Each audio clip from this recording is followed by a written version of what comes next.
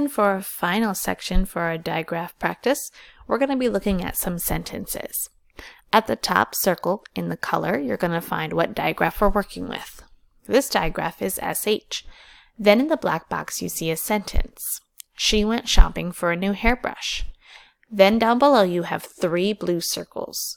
You're going to read through the sentence and find the digraph. And you're going to click and drag the blue circle on top of it. So I have SH in she. I have an SH in shopping. And I have an SH in brush.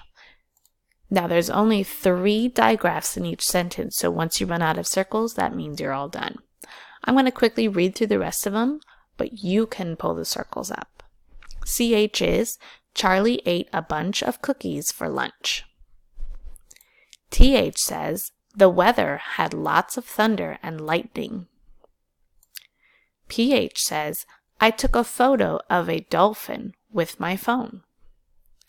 And WH says my mom asked me where the white whale was. And then when you're all done with that WH sentence, that means you've finished your Google Classroom for today, so go ahead and turn it in.